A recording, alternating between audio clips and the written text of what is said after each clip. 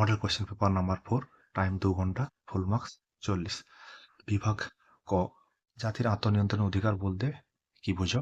2 নম্বরের জন্য কোয়েশ্চেন, জাতির আত্মনিয়ন্ত্রণ অধিকার বলতে প্রত্যেক জাতীয় জনসমাজের একটা নিজস্ব সত্তা আছে। সেই সত্তাটার মাধ্যমে সেই সত্তা সবসময় একটা পৃথক রাষ্ট্র গঠন করতে চায় এবং সেই রাষ্ট্রের মাধ্যমে তাদের নিজেদের ভাগ্যটাকে নিয়ন্ত্রণ করার বা নির্ধারণ করার দাবি জানায়। তখন তাকে বলা হবে জাতির আত্মনিয়ন্ত্রণের অধিকার। এই জাতির আত্মনিয়ন্ত্রণের অধিকার বলতে তোমার একটি রাষ্ট্রে একটি জাতি থাকবে। এটা হচ্ছে জাতির আত্মনিয়ন্ত্রণ অধিকারের মূল মন্ত্র। 2 আছে জাতীয় জনসমাজ বলতে কি বোঝো? জাতীয় জনসমাজ বলতে নির্দিষ্ট ভূখণ্ডে বসবাসকারী রাজনৈতিক চেতনা সম্পন্ন এমন একটি জনগোষ্ঠীকে বোঝায় যাদের মধ্যে ভাষাগত, ধর্মগত, বংশগত, ঐতিহ্যগত ঐক্য পরিলক্ষিত হয়। তাকেই বলা হবে তোমার জাতীয় জনসমাজ। তারপরে আছে প্রত্যক্ষ গণতন্ত্র বলতে কি বোঝো? প্রত্যক্ষ গণতন্ত্র বলতে যেখানে জনগণ সরাসরি সরকারি কাজে অংশগ্রহণ করতে পারে বা অংশগ্রহণ করে, তাকে বলা হবে তোমার প্রত্যক্ষ গণতন্ত্র। এই প্রত্যক্ষ গণতন্ত্র তোমার সুইজারল্যান্ডে দেখতে পাওয়া যায়। 3 দাগের অথবাতে আছে কর্তৃত্ববাদ বলতে কি বোঝো? কর্তৃত্ববাদ বলতে আমার একটি শাসন ব্যবস্থাকে বোঝায় যেখানে একজন নেতা বা গোষ্ঠীর হাতে রাষ্ট্রের সমস্ত ক্ষমতাটা কেন্দ্রীভূত থাকে। সেখানে গণমাধ্যম, ব্যক্তির মতামত প্রকাশের যে স্বাধীনতা, চলাফেরা করার স্বাধীনতা, কোনোরকম কোনো স্বাধীনতা ব্যক্তি পায় না। মানে ব্যক্তি স্বাধীনতা সবসময় হরণ করা হয়। সেখানে অন্যান্য রাজনৈতিক দল থাকলেও তাদেরকে সবসময় প্রধানত করে রাখা হয়। এমন একটি ব্যবস্থা, তাকে বলা হবে তোমার কর্তৃত্ববাদী শাসন ব্যবস্থা। তারপরে আছে ধর্মনিরপেক্ষ বলতে কি বোঝো? ধর্মনিরপেক্ষ বলতে রাষ্ট্রের কোনো ধর্ম থাকবে না। মানে ব্যক্তি তার নিজস্ব ধর্ম পালন, ধর্ম স্বীকার, ধর্ম প্রচার করতে পারবে। রাষ্ট্র কোনোভাবেই ব্যক্তির যে ধর্ম তার উপরে হস্তক্ষেপ করবে না। এটা যে তোমার ধর্মনিরপেক্ষতা। এটা হলো তোমার ভারতের পরিপ্রেক্ষিতে ধর্ম নিরপেক্ষতা। তারপরে আছে তোমার অথবাতে বন্দি প্রত্যয়ীকরণ বলতে কি বোঝো? বন্দি প্রত্যয়ীকরণের অর্থ হচ্ছে বাদীকে সশরীরে আদালতে হাজির করানো। অন্যায়ভাবে কোনো ব্যক্তিকে আটক করে রাখলে হাইকোর্ট বা সুপ্রিম কোর্ট ওই ব্যক্তিকে মুক্তি দেওয়ার নির্দেশ দিতে পারে। এভাবে তোমার বন্দি প্রত্যয়ীকরণ বিষয়টাকে লিখবে। এটা তোমাদের 32 নম্বর ধারায় সুপ্রিম কোর্ট এবং 226 নম্বর ধারায় হাইকোর্ট প্রয়োগ করে থাকে এই বন্দি প্রত্যয়ীকরণ বিষয়টিকে। 5 দেখা গেছে এফপিটিপি পদ্ধতিটির 2টি বৈশিষ্ট্য লেখো। এফপিটিপি বলতে সহজ সংখ্যাগরিষ্ঠ পদ্ধতি। সেই পদ্ধতির 2টি বৈশিষ্ট্য লিখতে বলা হয়েছে। এটা হচ্ছে সহজে এই পদ্ধতিটা বোঝা যায় কোন ব্যক্তি নির্বাচনে সাফল্য লাভ করলো বা নির্বাচনে জয়লাভ করলো সেটা স্পষ্ট বোঝা যায়। এটা গেল 1 নম্বর। 2 নম্বরে আছে একটা স্থিতিশীল বা শক্তিশালী সরকার গঠন করা যায়। এভাবে তোমরা হচ্ছে এপিটিপি বা সহজ সংখ্যাগরিষ্ঠ পদ্ধতির অনেক বৈশিষ্ট্য আছে। তার মধ্যে 2টা বললাম। যদি আরো প্রয়োজন হয় এইখানে অনেক আলোচনা করে দেওয়া আছে, দেখলে দেখতে পারো। তারপর অথবা দেওয়া আছে নির্বাচন কমিশনের 2টি ত্রুটি। নির্বাচন কমিশনের 2টি ত্রুটি হচ্ছে আগের আলোচনাতে বলছিলাম, আগের মডেল কোয়েশ্চেনের আলোচনাতে বলছিলাম যে নিজস্ব কোনো কর্মী নেই। কর্মীর জন্য নির্বাচন কমিশনকে রাষ্ট্রপতি বা রাজ্যপালের কাছে আবেদন করতে হয়। কেন্দ্রের যে দল ক্ষমতায় আছে নির্বাচন কমিশন তাদের হয়েই দিনক্ষণ ঘোষণা করে থাকে।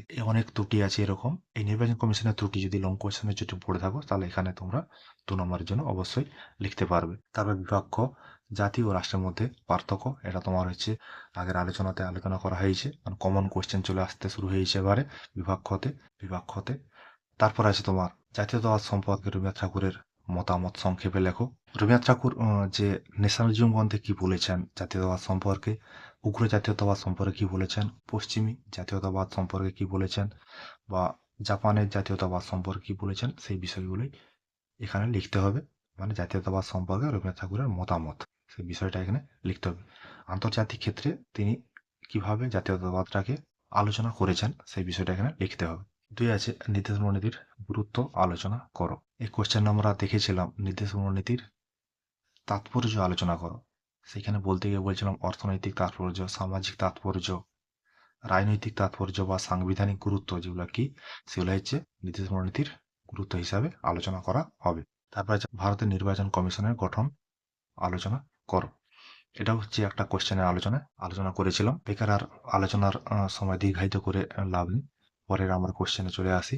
বিভাগ গ, বিভাগ গতে প্রথমেই আছে তোমার স্বাধীনতা রক্ষা কবচগুলি সংক্ষেপে আলোচনা করো। এটা একটা কমন কোশ্চেন, এটা একটা আলোচনা করছিলাম। তারপরে আছে কর্তৃত্ববাদের প্রধান বৈশিষ্ট্যগুলি আলোচনা করো। কর্তৃত্ববাদ যে জিনিসটা কি সেটা এখানের যে প্রশ্নের 2 নম্বরে আলোচনা করেছিলাম তখন আলোচনা বলেছিলাম যে কর্তৃত্ববাদ বলতে কি বোঝো, 3 এর অথবাদে দেওয়া আছে।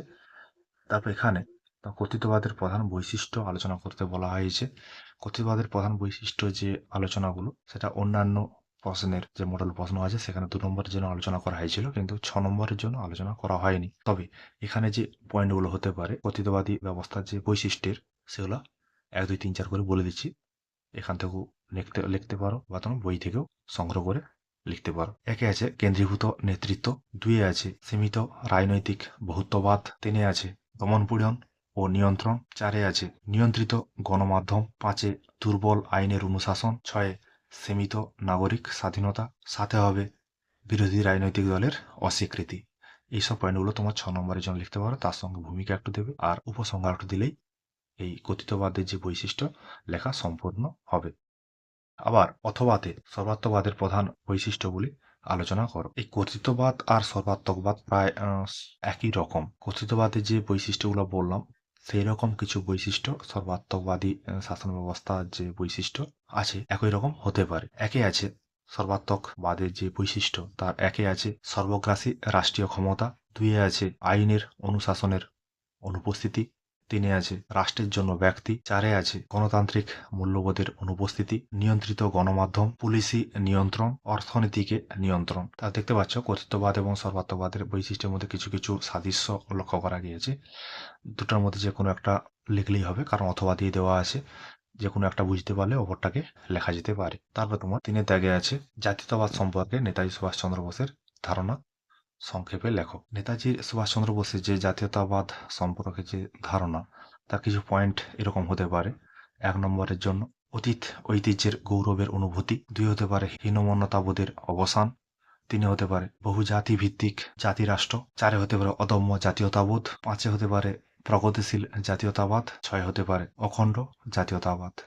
এভাবে লেখার পরে নেতাজি সুভাষচন্দ্র বোসের যে জাতীয়তাবাদ সম্পর্কে কিছু পয়েন্ট দেওয়ার পরে তার একটা সমালোচনা করে দেবে। কারণ নেতাজি সুভাষচন্দ্র বোস প্রথমেই চেয়েছিলেন ভারতের স্বাধীনতা হওয়ার পর একনায়কতন্ত্র প্রতিষ্ঠা করতে। আবার তিনি যেহেতু জার্মানির হিটলারের সঙ্গে একসঙ্গে মিশে ভারতের স্বাধীনতা চেয়েছিলেন, তাই তাকে অনেকে ফ্যাসিস্ট বলেও আখ্যা দিয়েছেন।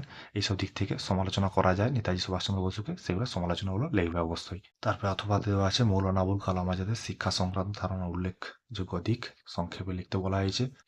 আবুল কালাম আজাদের জন্যই তোমার হচ্ছে ভারতবর্ষের শিক্ষা ব্যবস্থায় এতটা উন্নতি লাভ করেছে। তিনি আইআইটি স্থাপন করেছিলেন, শিক্ষার মাধ্যম স্থাপন করেছিলেন, মানে আঞ্চলিক ভাষায় শিক্ষা গ্রহণ করতে পারবে, মানে একটা প্রথম ভাষা এবং দ্বিতীয় ভাষা। আমরা প্রথম ভাষা বাংলাকেই সবসময় চুজ করি এবং সেকেন্ড ল্যাঙ্গুয়েজ হিসাবে আমরা ইংরেজিকে দেখি। আবার যেখানে ইংরেজি প্রথম ল্যাঙ্গুয়েজ সেখানে হচ্ছে আঞ্চলিক ভাষা দ্বিতীয় ভাষা হিসাবে ব্যবহার করা হয়ে থাকে। এবং তিনি শিক্ষকের ভূমিকা কী হবে একটা ক্লাস শ্রেণীকক্ষে সেটাও তিনি বলেছিলেন। এইভাবে তার যে শিক্ষা সংক্রান্ত যে বিষয়গুলো সেগুলো লেখার চেষ্টা করবে। এগুলো তোমার গেল মডেল কোয়েশ্চেন নাম্বার যে 4 তার আলোচনা বিভাগ ক খ গ দেখবে। এরকমই কোয়েশ্চেন পড়বে পরীক্ষাতে। এই সংক্রান্ত যে সব আলোচনা করলাম প্রশ্নগুলি, প্রশ্নগুলো এইখানে সব কোয়েশ্চেনের আলোচনা করে দেওয়া আছে, দেখবে। মূলত লং কোয়েশ্চেন ভালো করে পড়লে শর্ট কোয়েশ্চেনগুলো অতি সহজেই পারা যাবে। ঠিক আছে, তোমাদের জন্য আমার এই কিঞ্চিত প্রয়াস।